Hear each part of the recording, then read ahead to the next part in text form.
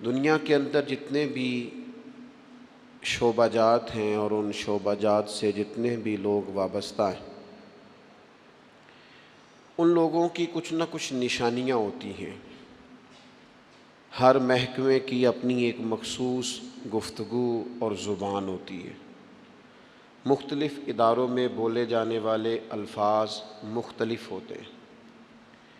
انسان بعض اوقات اپنے کام سے، بعض اوقات اپنی زبان سے، بعض اوقات اپنے لب و لہجے سے پہچانا جاتا ہے کہ یہ کس شعبے کا آدمی ہے۔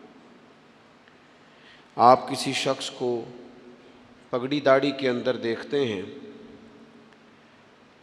تو اگرچہ اس نے فقط سنت شریعت سمجھ کر ہی اسے رکھا ہوا ہوتا ہے، لیکن اسے دیکھ کے بعض لوگ کہہ دیتے ہیں حافظ صاحب تشریف لائیے، قاری صاحب یہاں بیٹھیے، حضرت یہاں آ جائیے، کیونکہ عرف عام کے اندر یہ مزاج ہوتا ہے کہ داڑھی شریف، امامہ شریف یہ وضاقت علماء کی، قراء کی، حفاظ کی ہوتی ہے۔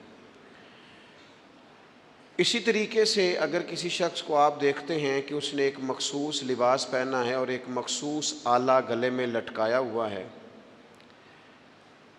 تو آپ اسے دیکھ کر پہچان جاتے ہیں کہ یہ شخص ڈاکٹر ہے، تو آپ اس سے ظاہر ہے اس کے شعبے کے بارے میں گفتگو کرنی شروع کر دیتے ہیں۔ کسی بھی شعبے سے تعلق رکھنے والا کوئی بھی شخص ہوتا ہے، اس کی کچھ علامات ہوتی ہیں، اس کے کچھ اوصاف ہوتے ہیں، اس کے اندر کچھ خوبیاں پائی جاتی ہیں۔ اس کے اٹھنے بیٹھنے، کام کرنے سے اور گفتگو کرنے سے اندازہ ہو جاتا ہے کہ بندہ کس شعبے کا ہے، کس مزاج کا ہے، کس طبیعت کا ہے۔ تو دنیا کے اندر اگر بہت سارے لوگ اپنے معاملات سے، گفتگو سے، آنے جانے سے پہچانے جاتے ہیں، تو بلا مثال و بلا تشبیہ سمجھانے کے لیے عرض کرتا ہوں، بندہ مومن کے اندر بھی کچھ خوبیاں ہوتی ہیں۔ جس طرح ڈاکٹری کی ڈگری لینے کے وجہ سے وہ ایک انسان تھا، عام آدمی تھا، لیکن ڈاکٹر بننے کے بعد اس کے اندر کچھ اضافی خوبیاں آئیں گی تو اسے ڈاکٹر مانا جانا پہچانا جائے گا۔ عالم بننے کے بعد یا کسی بھی شعبے کا کوئی بھی ماہر بننے کے بعد اس کے اندر کچھ مخصوص خوبیاں آتی ہیں تو پھر اسے اس نام سے پکارا جاتا ہے۔ یاد رکھیے گا میرے عزیز، عام بندہ، عام انسان جب مسلمان ہو جاتا ہے، جب مومن ہو جاتا ہے، کلمہ پڑھ لیتا ہے، اللہ رسول پر صدق کے دل سے ایمان لاتا ہے، اس کے اندر کچھ علامات پیدا ہوتی ہیں، اس کے اندر کچھ خوبیاں آتی ہیں، اس کا اٹھنا بیٹھنا، بات کرنا وہ بدل جاتا ہے۔ وہ جب کسی اچھی چیز کو دیکھتا ہے تو ماشاءاللہ کہتا ہے، سبحان اللہ کہتا ہے۔ وہ کسی چیز پر شکر ادا کرتا ہے تو الحمدللہ کہتا ہے۔ وہ جب بات چیت کرتا ہے تو اس کے لفظوں، جملوں، بات کرنے کے انداز سے محسوس کیا جا سکتا ہے کہ بندہ مسلمان ہے، مومن ہے۔ تو صاحب ایمان شخص وہ اپنی علامات سے پہچانا جائے گا، اگرچہ صبح قیامت تو یہ دیکھا جائے گا کہ اس کے اندر ایمان کتنا تھا، گہرائی کتنی تھی، لیکن روزمرہ کے معاملات کے اندر اسے خود بھی سمجھنا چاہیے، خود بھی اپنا اسے محاسبہ کرنا چاہیے کہ میرے اندر ایمانداری کتنی ہے اور میں مومن کتنا ہوں، اس بات پر اسے غور کرنا چاہیے۔ قرآن مجید کی مختلف آیات کے اندر اللہ تعالیٰ نے صاحب ایمان لوگوں کی علامات کو اور نشانیوں کو بیان فرمایا ہے۔ آپ سورہ بقرہ پڑھیں گے تو ھدی للمتقین الذین یؤمنون بالغیب ویقیمون الصلاۃ ومما رزقناہم ینفقون، یہ علامات صاحب ایمان کی بیان کی۔ سورہ مومنون کے آغاز میں اللہ تعالیٰ نے صاحب ایمان لوگوں کی علامات کو بیان کیا، مختلف جگہوں پر مختلف انداز میں۔ قرآن حکیم کے اندر صاحب ایمان لوگوں کے تذکروں کو اللہ کریم نے بیان فرمایا۔ میں نے سورہ انفال کا ایک مقام آپ کے سامنے تلاوت کیا ہے۔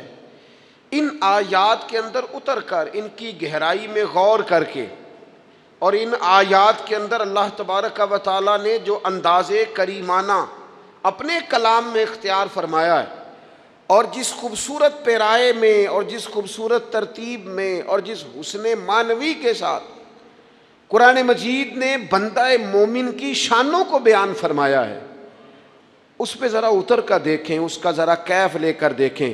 فرمایا انما المؤمنون الذین اذا ذکر اللہ وجلت قلوبہم، فرمایا بے شک ایمان والے تو وہ لوگ ہیں جب اللہ کا ذکر کیا جاتا ہے تو ان کے دل ڈر جاتے ہیں. وجلت قلوبہم، اللہ تعالیٰ کے جلال کے ساتھ ان کے دل ڈرتے ہیں، ہیبت زدہ ہو جاتے صرف اللہ کا ذکر کر دینے سے ہی. اور قرآن مجید کا حسن دیکھیں، یہ نہیں فرمایا بندے ڈر جاتے ہیں، وجلت قلوبہم، ان کے دل ڈر جاتے ہیں، ان کے دلوں پر ہیبت طاری ہو جاتی، ڈر جاتے. وَإِذَا تُلِيَتْ عَلَيْهِمْ آيَاتُهُ زَادَتْهُمْ ایمانا، اور فرمایا جب اللہ کی آیتیں ان پر تلاوت کی جاتی ہیں تو ان کا ایمان ترقی پا جاتا ہے.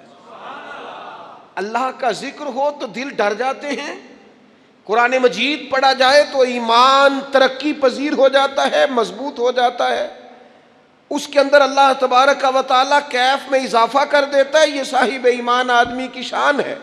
اور فرمایا یہ لوگ کون ہیں؟ وَعَلَىٰ رَبِّهِمْ يَتَوَكَّلُونَ، یہ وہ لوگ ہیں جو بھروسہ اپنے رب پر کرتے ہیں، ساری امیدیں ساری آرزویں اپنے مالک سے وابستہ کرتے ہیں، ان کا سارے کا سارا اعتماد اپنے مالک کریم پر ہوتا ہے. یہ مومنوں کی شان ہے.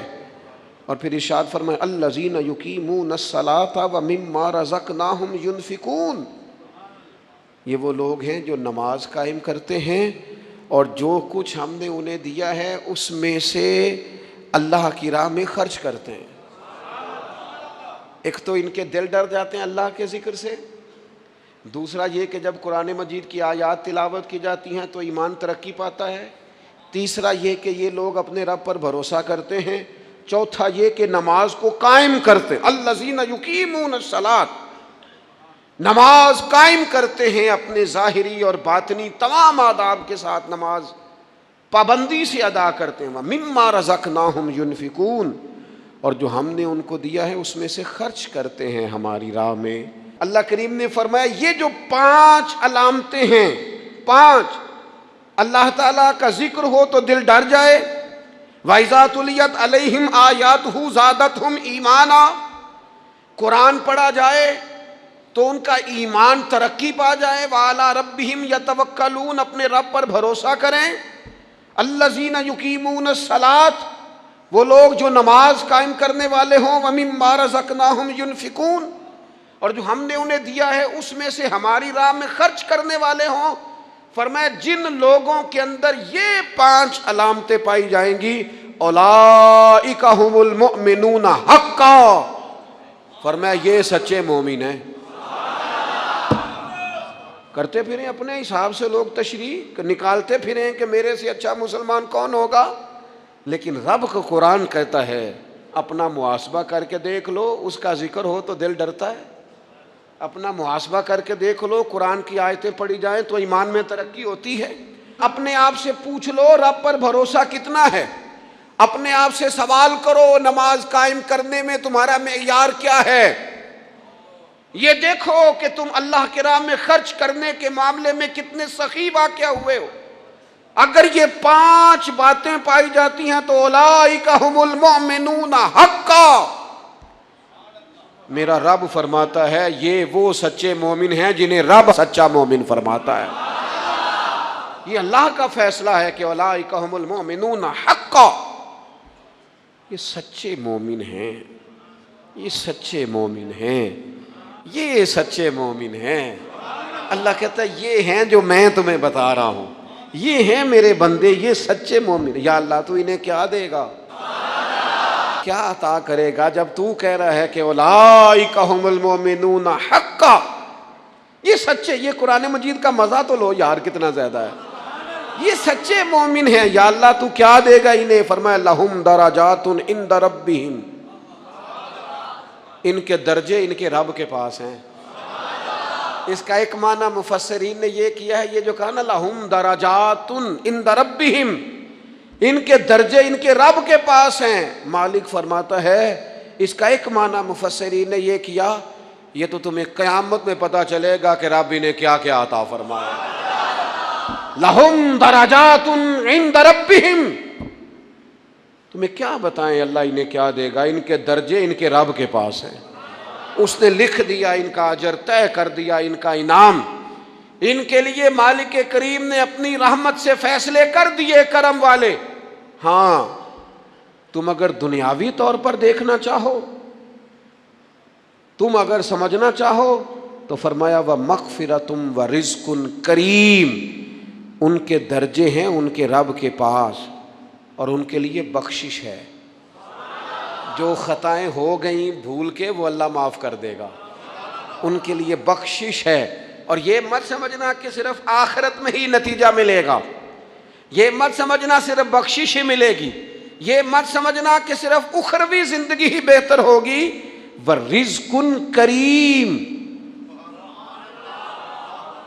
فرمایا ان کے لیے عزت والی روزی ہے۔ اوئے ہوئے ہوئے، اللہ کرے آپ سمجھیں قرآن مجید کا مزہ۔ وَرِزْقٌ کریم، انہیں میں باعزت رزق عطا کروں گا، روزی بھی ملے گی پر کہیں رسوا نہیں ہونا پڑے گا، روزی ملے گی پر ذلت والی نہیں۔ وَرِزْقٌ کریم، کبھی پلٹ کے دیکھو نا رب کے بندوں کی شان، اللہ انہیں رزق عطا فرماتا ہے تو عزت والا عطا فرماتا ہے۔ وقار والی روزی میں دوں گا، وقار والی۔ بس تم 5 چیزیں پیدا کرو اپنے اندر۔ ایک تو یہ دیکھو جب رب کی یاد ہوتی ہے تو دل ڈرتا ہے کہ نہیں، قرآن پڑھا جاتا ہے تو ایمان مضبوط ہوتا ہے کہ نہیں، تمہارا رب پر بھروسہ کتنا ہے، اعتماد خالق کتنا ہے، یہ اپنے اندر پیدا کرو۔ اور فرمایا نماز قائم کرو، اللہ کے راستے میں خرچ کرو۔ تم یہ 5 چیزیں پیدا کرو، رب کہتا ہے مومن بھی تم پکے ہو، درجے بھی بڑے دوں گا، جو خطائیں غلطی سے ہو گئیں وہ معاف بھی کر دوں گا۔ وَرِزْقٌ کریم، روزی ملے گی عزت والی۔ یہ کامل مومن کی نشانیاں قرآن مجید سورہ انفال میں بیان۔ ہم نا بعض ایسی چیزوں کا آہستہ آہستہ شکار ہوتے جا رہے ہیں جن میں ہمیں انتہائی زیادہ سمجھداری کی ضرورت ہے، معاملہ فہمی کی ضرورت۔ بندہ مومن کیا ہوتا ہے، اس کی علامتیں ہوتی ہیں، اس کی شانیں ہوتی ہیں۔ مومن کا ایک اپنا وقار ہوتا ہے، اس کی اپنی ایک الگ وزاداری ہوتی ہے، اس کا ایک اپنا اللہ تبارک و تعالیٰ نے سٹیٹس بنایا ہوتا ہے۔ ہمیں اپنا معیار قائم کرنا چاہیے، اور معیار وہ قلب سے قائم ہوگا، وہ روح سے قائم ہوگا، وہ باطن سے قائم ہوگا۔ بندہ مومن کا مقام سب سے پہلے اسے خود پتہ ہونا چاہیے کہ میرا توکل کتنا مضبوط ہے، اسے خود پتہ ہونا چاہیے۔ مجھے نہیں پتا آپ میں سے فجر کس کس نے پڑھی ہے، مجھے تو اپنا پتہ ہے۔ یہ ہمیں خود پتہ ہونا چاہیے کہ ہمارا معیار کیا ہے نماز کے معاملے میں۔ میں نہیں جانتا آپ کی جیبوں میں کتنا ہے اور آپ کتنا اللہ کی راہ میں خرچ کرتے ہیں، یہ بندے کا رب سے رشتہ ہے، یہ آپ جانے، آپ کا خدا جانے، میں جانوں، میرا رب جانے۔ اللہ کی ذات پر بھروسہ کتنا ہے، یہ لوگوں سے نہ پوچھتے پھریں، لوگوں کو نہ بتاتے پھریں، یہ تو دل کا معاملہ اپنے آپ سے پوچھیں، اپنے آپ کو خود اپنے سامنے کھڑا کریں، اپنا حساب خود کریں، اپنے سے کبھی کبھی سوال و جواب کریں، اپنے سے گفتگو کریں۔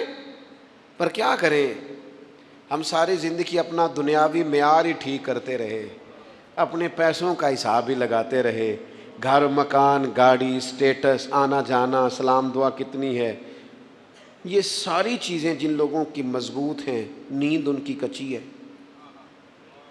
دنیاوی سٹیٹس جتنا لوگوں کا مضبوط ہے سوچیں ان کی ٹوٹی ہوئی ہیں، نظریات بکھرے ہوئے ہیں، لفظوں اور جملوں میں کمزوری ہے، باتیں جو ہیں وہ محسوس ہوتا ہے کہ ابھی تک یہ بندہ اطمینان ہی نہیں حاصل کر سکا زندگی میں، ابھی تک کوئی گفتگو پکی نہیں، کسی بات میں وزن نہیں، کسی جگہ ٹھہراؤ نہیں، کب ہوگا؟ رب کہتا ہے پہلے اپنے دل سے پوچھ، یہ ادھر ادھر کی باتوں سے تو ڈرتا ہے، یہ رب سے کتنا ڈرتا ہے؟ پتہ ہے نبی پاک علیہ السلام کے صحابہ کا سٹیٹس کیا تھا، معیار کیا تھا رب سے ڈرنے کا؟ 2 چیزیں ایمان کو مضبوط کرتی ہیں، ایک رب سے ڈرنا، ایک اس کی رحمت کی امید رکھنا۔ اللہ تعالیٰ کی رحمت کی امید بھی رج کے رکھنی ہے، اور اس سے ڈرنا ہے تو پھر بھی ذرا صحیح کر کے ڈرنا ہے، کچا پکا نہیں ڈرنا۔ ڈرنے کی کہانی نہیں بنانی کہ ہو جی اللہ سے ڈر لگتا ہے، وہ ڈرنا ہے۔ اس ڈرنے سے مطلب ہو کہ اعمال ثمریں، اخلاق کردار کے معاملے میں انسان مضبوط ہو جائے، دیانتدار ہو جائے، سچائی والا ہو جائے، صبر و تحمل والا ہو جائے، امید بھی رج کے رکھنی ہے، ڈرنا بھی رج کے ہے۔ ایک بات ہے سیدنا عمر کی، شیر کی باتیں شیروں جیسی، حضرت فاروق اعظم کی ایک بات اس مضمون پر بڑی طاقتور ہے۔ حضرت عمر فرمایا کرتے تھے مجھے اپنے رب کی رحمت سے امید اتنی ہے کہ نبیوں رسولوں پیغمبروں کے بعد اگر یہ اعلان ہوا نا کہ ساری دنیا کے لیے فیصلہ اور ہے، ایک بندہ صرف جنت میں جائے گا، تو حضرت عمر کہتے ہیں مجھے پکا یقین ہے رب بڑا مہربان ہے، عمر کو جنت دے گا، یہ میری امید ہے اپنے مالک سے، وہ بڑا کریم ہے، مجھے پتہ ہے میرے اوپر بڑی رحمت کرتا ہے، مجھ سے میرا مالک بڑا پیار کرتا ہے، اس نے کہنا چل تو کمزور ہے سب سے تو جنت میں جانا۔ فرمایا جو بغیر حساب کے ایک جنت میں جائے گا لگتا ہے میرے اوپر کرم کرے گا میں جاؤں گا، لیکن حضرت عمر کہتے ہیں مجھے ڈر اتنا لگتا ہے، اس لیے کہ جتنا کریم ہے نا اتنا بے نیاز بھی ہے، تے بے پرواہ نال یاری لا کے پیندے نے دکھ سہنے۔ کہتے ہیں اس کی بے پرواہی سے اتنا ڈرتا ہوں کہ اگر قیامت میں اعلان ہوا نا سب جنت میں چلے گئے، ایک رکے اس کا حساب سخت ہے، اس سے باز پرس کرنی ہے، استفسار کرنا ہے، ایک رکے۔ تو حضرت عمر کہتے ہیں مجھے ڈر لگتا ہے کہ وہ بندہ میں ہی ہوں گا جسے روک لیا جائے گا کہ تو ٹھہر پہلے تیرا حساب لمبا ہے۔ امید بھی رج کے اور خوف بھی رج کے۔ کچھ لوگ صرف خوف کا شکار ہیں، وہ بھی ٹھیک نہیں، کچھ نری امید ہی امید کی بات کرتے ہیں، ڈرتے نہیں۔ الایمان بین الخوف والرجاء، ایمان خوف اور امید کی درمیانی کیفیت کا نام۔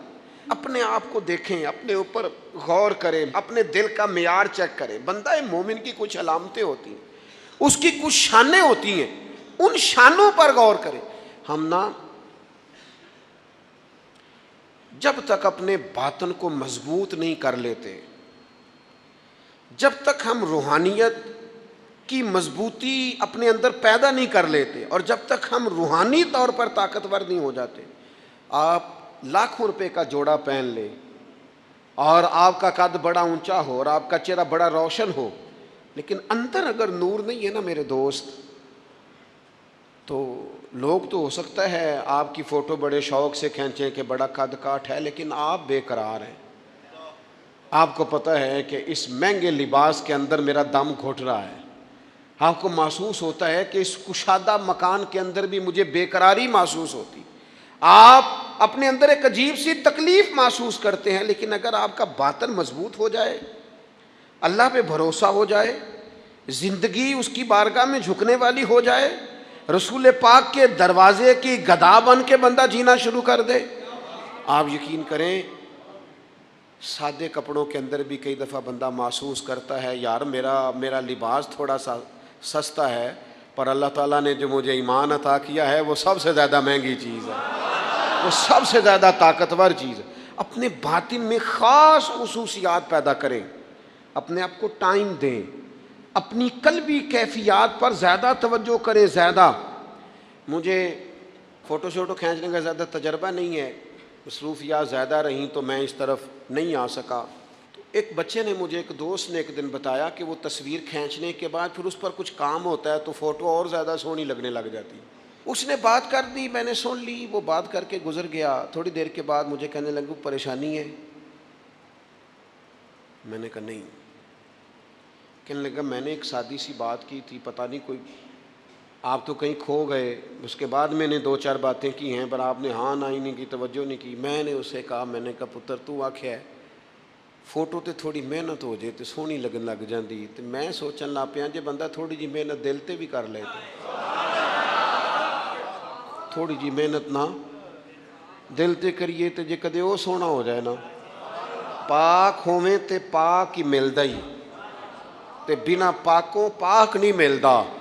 سارے جسم دے دھون دے نالوں اکو تولا ہے ٹکڑا دل دا۔ اگر تھوڑی سی محنت روح پہ ہو جائے، تھوڑی سی اندر تھوڑی توجہ کرے، وہ اگر تھوڑا چمکدار ہو جائے نا، کچھ غلاظتیں، کچھ نفرتیں، کچھ قدورتیں، کچھ عداوتیں، کچھ تکبر، کچھ حسد، کچھ بددیانتیاں، کچھ یہ چیزیں تھوڑی نکل جائیں، آپ یقین کریں بڑا چمکدار ہو جائے دل، بڑا سونا ہو جائے، بڑا حسین ہو جائے، یہ باطن ٹھیک ہو جائے نا تو اللہ کی ساری مخلوق حسین لگنے لگ جاتی ہے۔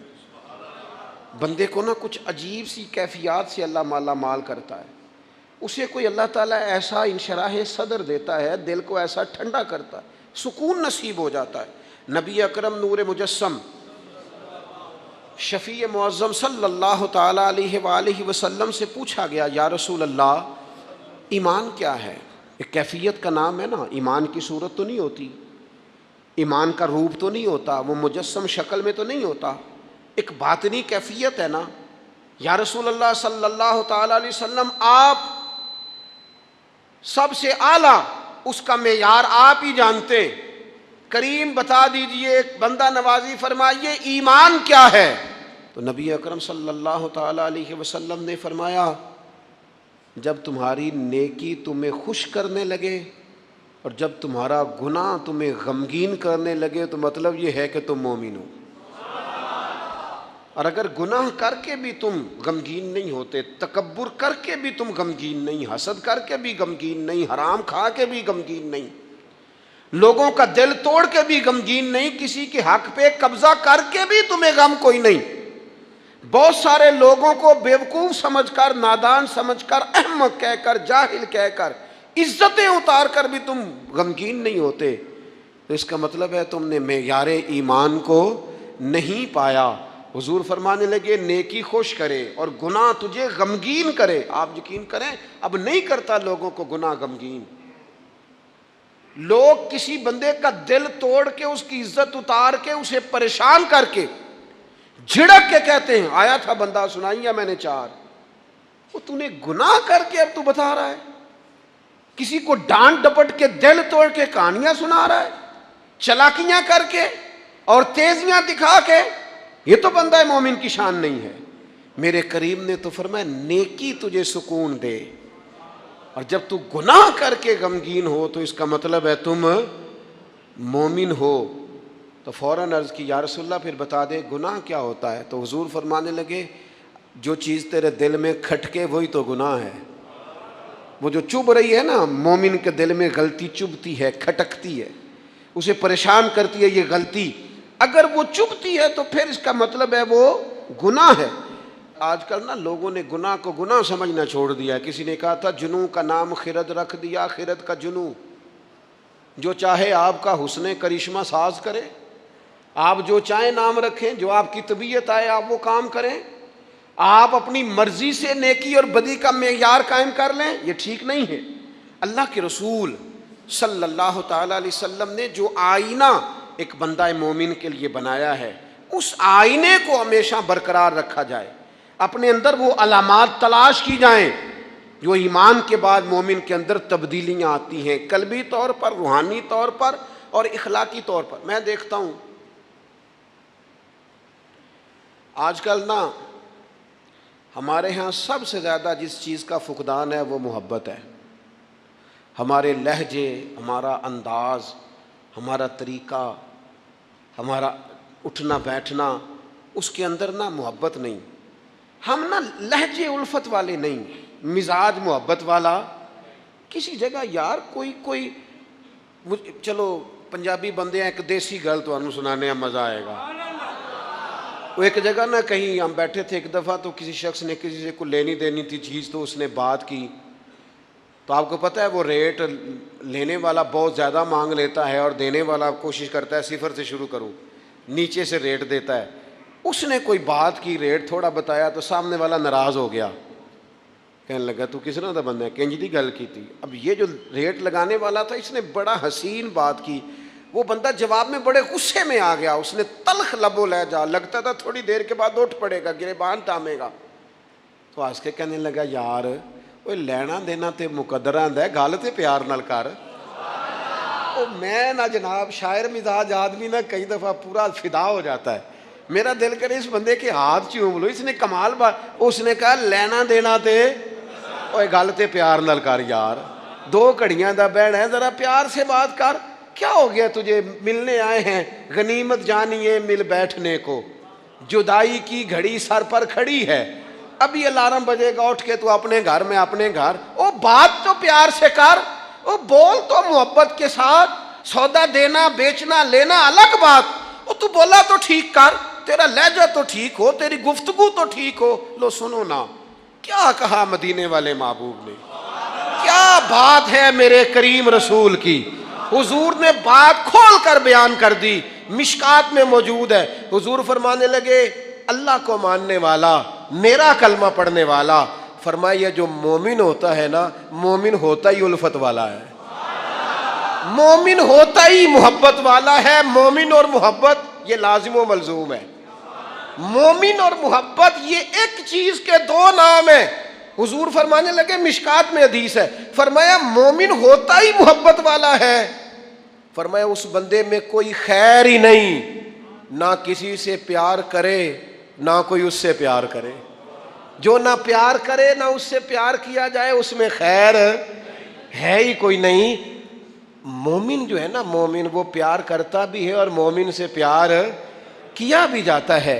اپنی زندگی کو تلخی, مومن کی شان نہیں تلخ تلخ رہنا, ناراض ناراض رہنا, بے چین سا رہنا, ہر وقت شکوے کرنے, ناراض وقت گزارنا, ہر وقت کوئی نہ کوئی اعتراض کا دروازہ کھول کے رکھنا, ہر وقت کوئی نیا شکوہ, کوئی نئی بات کھول کے رکھنا. اس سے نکل آؤ یار. پیار جو ہوتا ہے نا وہ دنیا کو سنوار دیتا ہے. محبت جو ہوتی ہے نا اس کے اندر بڑا مزہ ہوتا ہے, اس میں بڑا کیف ہوتا ہے. اس لیے اپنے لہجوں سے تلخیوں کو نکالیں. ہمارے ہاں نا ایک بہت بڑا مسئلہ ہے, بالخصوص ہم جو صوفیاء کی جماعت ہے نا, اس میں بعض لوگوں کا خیال ہے کہ میں نا فلاں درود پاک پڑھوں گا تو نبی پاک کے قریب چلا جاؤں گا. کوئی شک نہیں, درود پڑھنے سے حضور کا قرب ملتا ہے. بعض لوگوں کا خیال ہوتا ہے کہ نعت شریف کی برکت سے محبوب کے قریب جاؤں گا. کوئی شک نہیں, نعت پڑھنا اور نعت سننا یہ بندے کے دل کو حضور کی محبت کے اندر بڑا مضبوط کر دیتا ہے. کچھ لوگوں کا معیار ہوتا ہے کہ میں اتنے وظائف اس ٹائم میں مکمل کروں گا تو میں نبی پاک کے قریب جاؤں گا. تو حضور نے تو خود بتا دیا میرے قریب کون ہے. درود پاک پڑھنے والے کو بھی قریب بیان کیا حضور نے. جہاد کرنے والا, عبادت کرنے والا, ریاضت کرنے والا, دین کی خدمت کرنے والا, یہ سب حضور کے قریب ہیں. پر نبی پاک علیہ السلام نے فرمایا تم میں سے, یہ بخاری ہے, فرمایا تم میں سے میرے یہاں میرے قریب سب سے محبوب وہ شخص ہے جس کے اخلاق زیادہ اچھے ہیں, جس کا رویہ لوگوں کے بارے میں ٹھیک ہے, جس کی نیتیں, ارادے, لہجے لوگوں کے حق میں نرم ہے, وہ میرا محبوب ہے. حضور فرماتے ہیں میرا محبوب ہے, میرا وہ پیارا بندہ ہے, وہ میرا محبوب ہے امتی. تو حضور کا محبوب بننے کا بہترین طریقہ یہ ہے کہ اپنا اخلاق ٹھیک کیا جائے. ایک بات اور کرنی ہے, جو دور میرا اور آپ کا دور ہے نا, یہ تیز لوگوں کا دور ہے, چالاک لوگوں کا دور ہے. لوگ ایسی بات سناتے ہیں کہ بندہ حیران ہو جاتا ہے. چالاک مزاج, تیز طبیعت. میں نے اپنی زندگی میں بڑے بڑے تیز لوگ ناکام ہوتے دیکھے اور بڑے بڑے بھولے بندے, سیدھے سادے. لیکن ان لوگوں کو اللہ تعالیٰ نے اتنا نوازا ہے, اتنا کرم فرمایا ہے. لو سنو, ترمذی ہے, نبی اکرم صلی اللہ تعالیٰ علیہ وسلم نے فرمایا جو مومن ہوتا ہے نا وہ بھولا بھالا ہوتا ہے اور شرافت والا ہوتا ہے. بلکہ ایک حدیث میں تو حضور فرماتے ہیں مومن اتنا بھولا ہوتا ہے کہ سامنے والا اسے بیوقوف سمجھنے لگ جاتا ہے, اس کا خیال ہوتا ہے اسے تو عقل ہی کوئی نہیں. مومن بھولا بھالا. اور ایک حدیث میں یہ بھی لفظ ہیں کہ جنت میں اکثر بھولے بھالے لوگ جائیں گے. یہ جو تیزیاں ہیں نا, انسان کا سمجھدار ہونا اور بات ہے, انسان کا تدبر والا ہونا, فہم و فراست والا ہونا اور بات, لیکن چلاک ہونا, مکار ہونا, شیشے میں اتارنا, لوگوں کو اپنے قابو میں کرنے کی کوشش کرنا, اس کو شریعت پسند نہیں کرتی. تو نہ بندوں کو چلاکی کر کے قابو نہ کر, محبت سے قابو کر, اخلاق سے قابو کر. تو اپنے انداز بڑی بڑی عجیب داستان سرائی کر کے لوگ دنیا کو جیتنا چاہتے ہیں، اس سے انسان کے اندر کمزوری آتی ہے۔ کچھ جگہ ایسی ہوتی ہیں جہاں تیزیاں، مجھے ایک بات میرا بڑا دل کر رہا ہے، کر لوں، ٹائم تھوڑا رہ گیا ہے۔ حضرت خواجہ معین الدین صاحب چشتی رحمۃ اللہ علیہ نا، خواجہ قطب الدین صاحب بختیار کاکی رحمۃ اللہ علیہ سے ملنے کے لیے یہاں آئے، دلی میں اپنے مرید سے ملنے۔ سب لوگوں سے ملاقات ہوئی تو ایک شخصیت ایسی تھی جن سے خواجہ صاحب کا خیال تھا ملاقات ہوگی، لیکن ملاقات نہ ہو سکی۔ خواجہ صاحب خود ملنے چلے گئے، وہ بھی کوئی دینی تعارف رکھتے تھے۔ آپ نے فرمایا ملنے کیوں نہیں آئے؟ وہ کہنے لگے کیسے ملنے آتا، یہاں میرا بڑا روب تھا، مجھے لوگ جانتے تھے، لیکن آپ نے قطب الدین کو یہاں بٹھا دیا ہے، سب لوگوں کی توجہ ہی ان کی طرف ہو گئی ہے، تو میں کیسے ملنے آتا؟ خواجہ معین الدین صاحب رحمۃ اللہ علیہ خواجہ قطب صاحب سے فرمانے لگے بیٹے کسی کا دل توڑ کے کام نہیں کیا جاتا دین کا، تو سامان باندھ چلے، تو میرے ساتھ اجمیر چل، دلی رہنا ہی نہیں۔ انہوں نے کہا حضور جو حکم ہو۔ انہوں نے سارا سامان سمیٹا، اونٹوں پہ رکھا، روانگی ہونے لگی۔ جب دلی سے باہر نکلے نا شہر سے، تو سارا شہر امڑ آیا، حتیٰ کہ بادشاہ وقت بھی منتیں کر رہا ہے، لوگ رو رہے ہیں حضور خواجہ قطب کو نہ لے کے جانا۔ اس شخص کے درد نے پورے شہر کو درد والا بنا دیا، اس کی تہجد کے وقت کی دعاؤں نے بڑے لوگوں کو مسلح پہ کھڑا کر دیا ہے۔ اس شخص کا اللہ پر بھروسہ بڑے لوگوں کو ایمان کو تقویت دیتا ہے۔ حضور مہربانی کریں نہ لے کے جائیں۔ اتنے سارے لوگ رونے لگے اور رنگ اور ہو گیا، تو حضرت خواجہ معین الدین صاحب فرمانے لگے پتر سامان اتارو، مصلح بچھاؤ، دلی میں رہنا ہے۔ یہ بھی ایک پیغام ہے، اسے بھی آپ نے یاد رکھنا ہے۔ خواجہ قطب الدین صاحب کہنے لگے حضور آپ نے فرمایا تھا کسی کا دل توڑ کے نہیں رہنا۔ فرمانے لگے اتنے سارے لوگوں کا دل ٹوٹنے سے بچاتے بچاتے کسی ایک کا ٹوٹ بھی جائے تو خیر ہے، اب کسی ایک کا دل بچاتے ساری دنیا کا دل توڑ دیں، اللہ کرے آپ کو اس بات کی بھی سمجھ آئے۔ ہم نا بعض اوقات کسی ایک کا دل بچاتے، ایک کا، صرف اپنا گھر بچاتے ساری دنیا توڑنے لگے ہو، صرف ایک شخص کی رضا کی خاطر ساری دنیا کو توڑ دو گے۔ ایسا نہ کرنا اپنی زندگی میں، یہ مت دیکھنا کہ کسی ایک دو تین بندوں کے نفع کے لیے امت کا، قوم کا، ملت کا نقصان کر دو، یہ کام کبھی نہ کرنا۔ ذاتی مفادات کو ہمیشہ چھوڑ کے قومی، دینی اور ملی مفادات کو مقدم رکھنا۔ جو لوگ قومی مفادات کی بات کرتے ہیں نا، وہ لوگ دنیا کے اندر خیر بانٹا کرتے ہیں، لیکن ہم اکا دکا چند ایک لوگوں کی خوشنودی کے لیے پوری ملتوں کو تباہ کرتے ہیں، یہ کام کبھی نہ کرنا۔ اللہ ہمیں سمجھنے کی توفیق عطا فرمائے۔